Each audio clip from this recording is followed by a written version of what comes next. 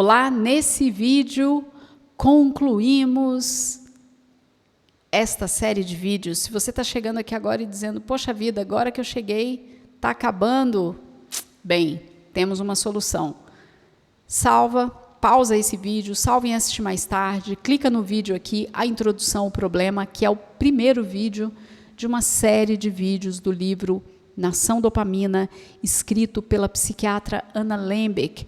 Ele foi escrito originalmente em inglês e publicado em 2021 e traduzido para o português e publicado no Brasil em 2022.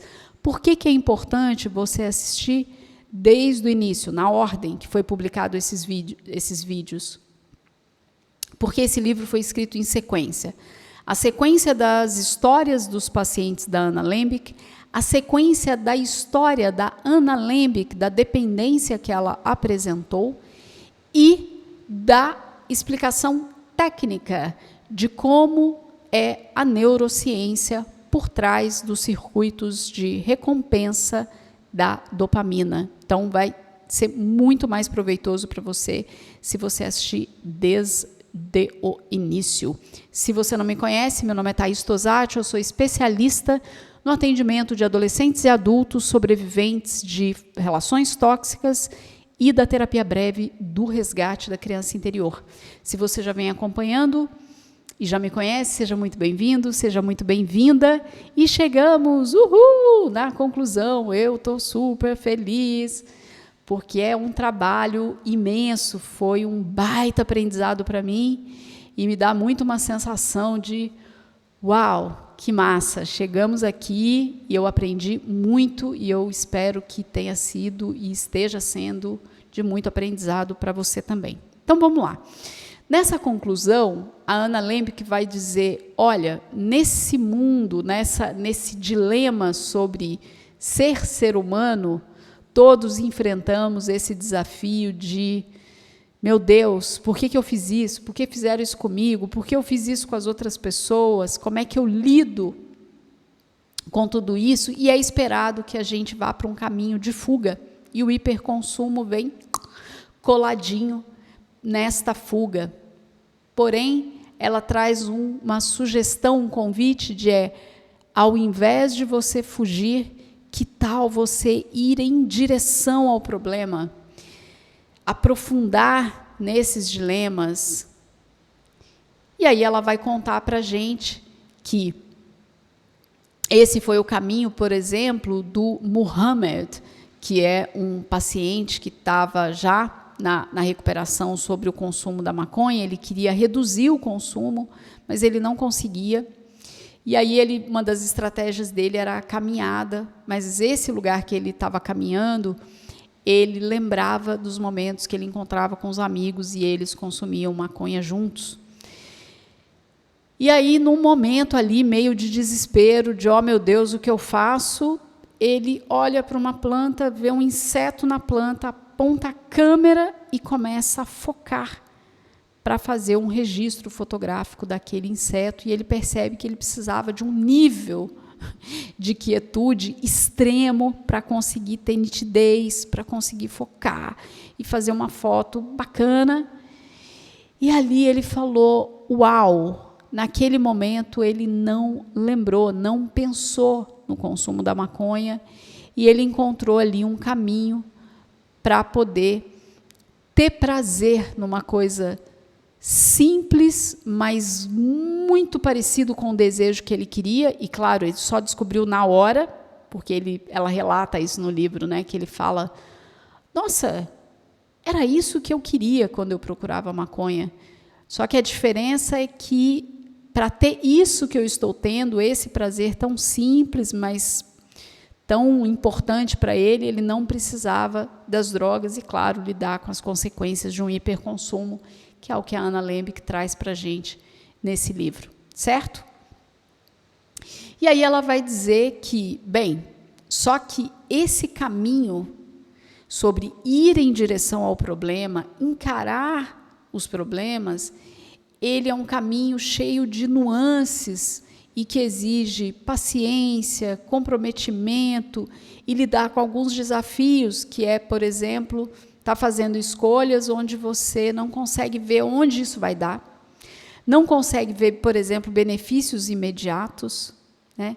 Ter uma fé, uma confiança de que isso que você está fazendo para ter uma qualidade de vida vai te levar para um caminho melhor, mas que nesse momento você ainda não vê.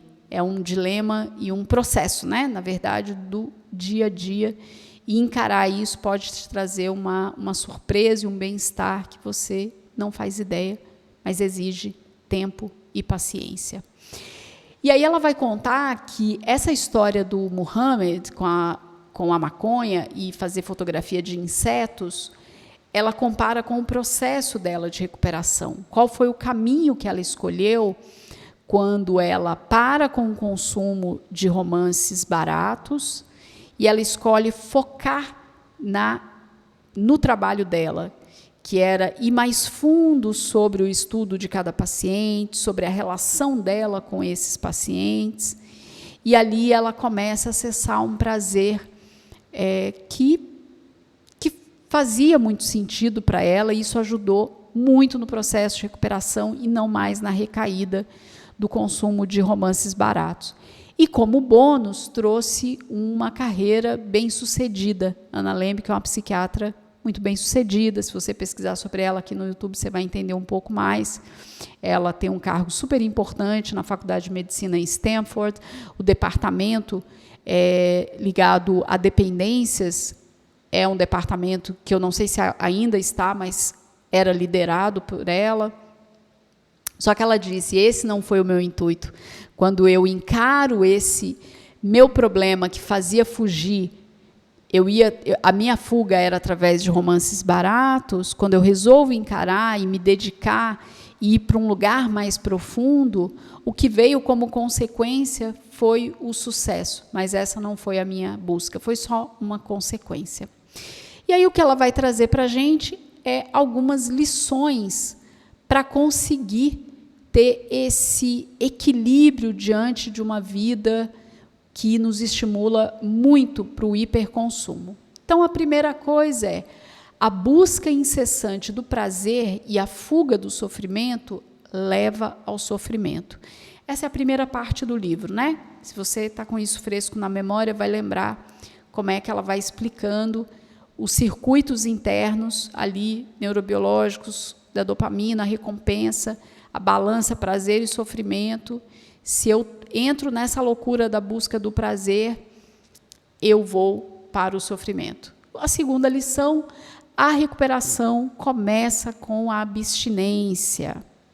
Terceira, a abstinência reconfigura o circuito de gratificação do cérebro e, com ele, nossa capacidade de sentir alegria nos prazeres mais simples.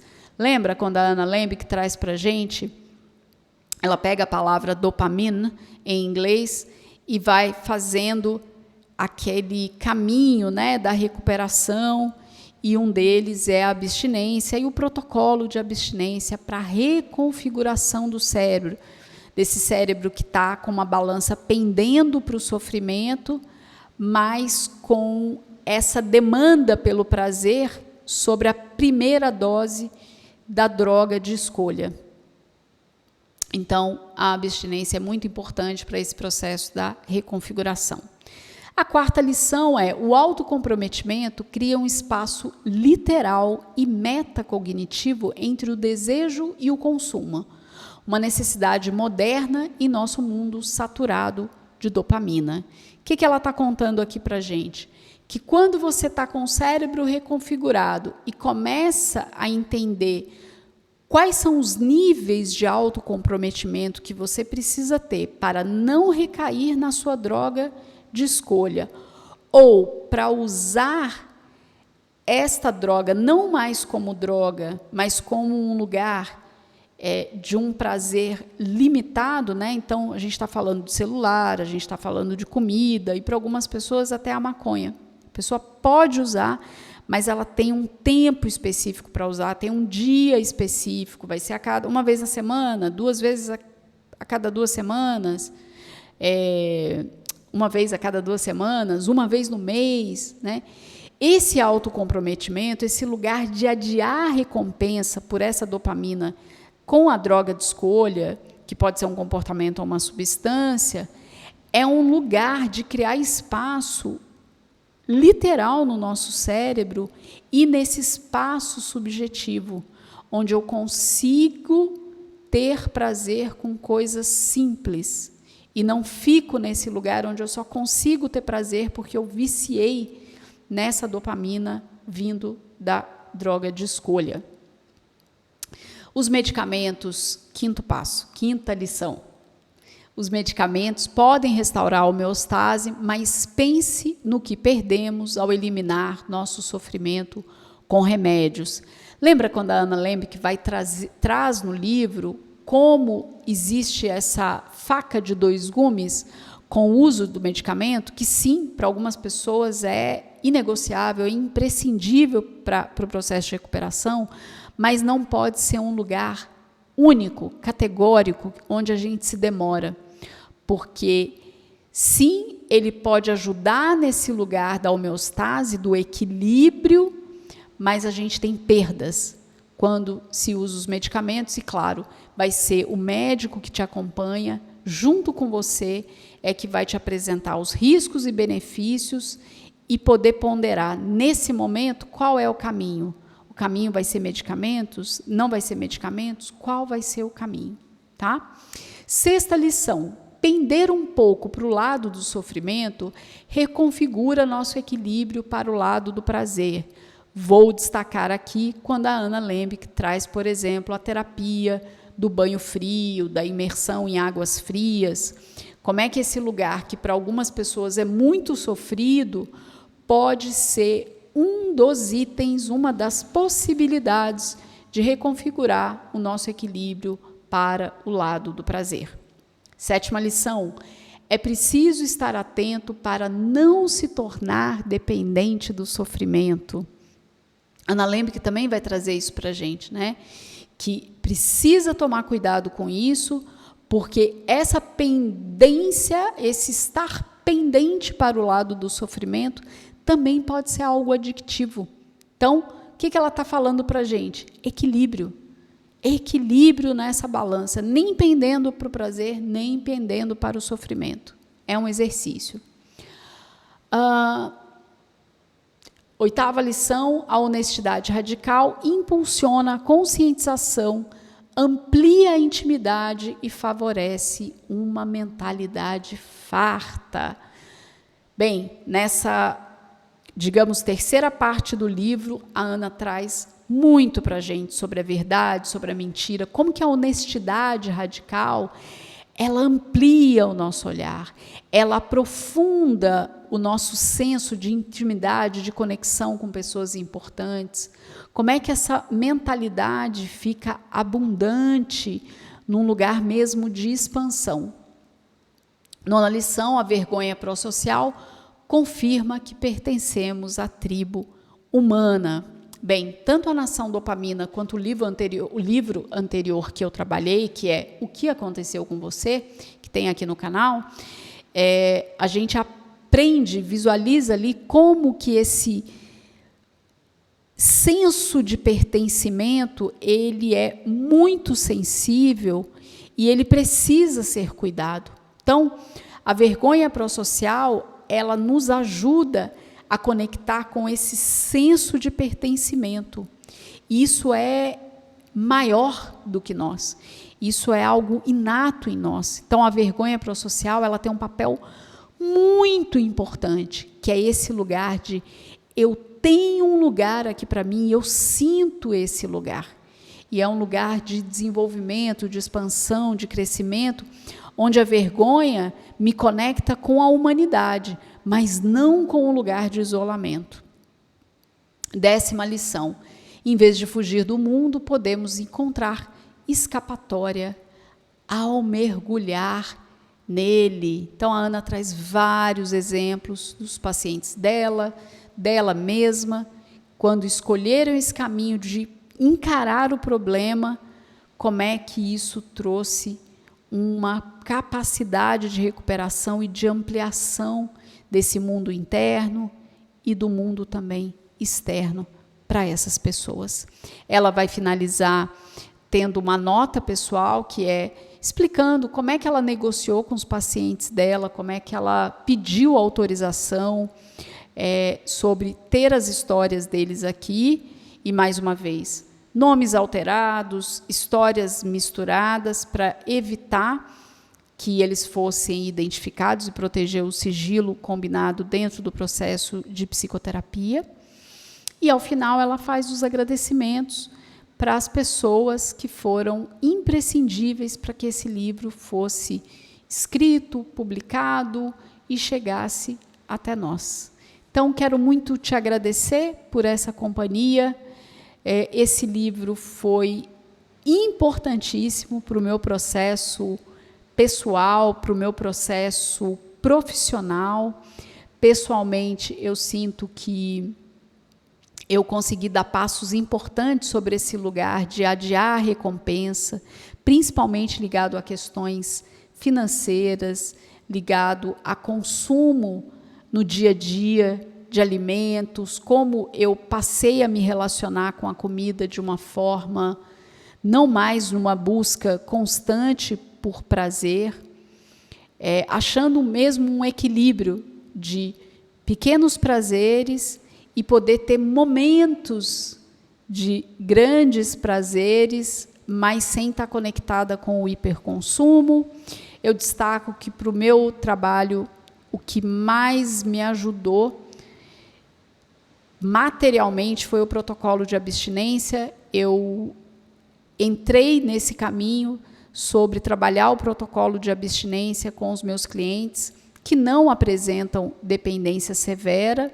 Então, está sendo possível fazer esse manejo em virtude disso, e para quem apresenta dependência severa, acionei outros profissionais para poder fazer esse protocolo junto, e vi já benefícios. Isso é muito gratificante, sem contar todas as outras coisas que esse livro me abriu. A partir dele, eu começo a ler o livro Comporte-se, que é a neurociência por trás do comportamento, que é uma grande paixão que eu tenho.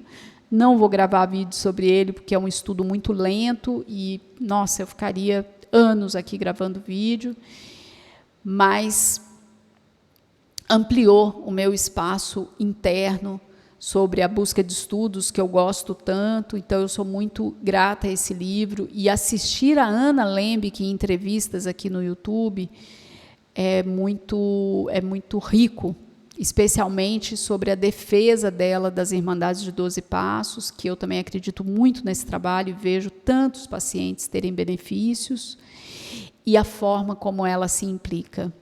Se você é sobrevivente de famílias disfuncionais, sabe e sente o quão importante que autoridades, pessoas que têm uma representação de autoridade, seja em conhecimento, seja o seu terapeuta, a sua terapeuta, um professor, uma professora, quando eles trazem a própria história, ou seja, traz esse lugar da humanidade, a nossa possibilidade, enquanto sobreviventes em recuperação, em processo de individuação, é muito reconfortante. Não estou sozinha. Essa pessoa tão importante na minha vida também passou por isso.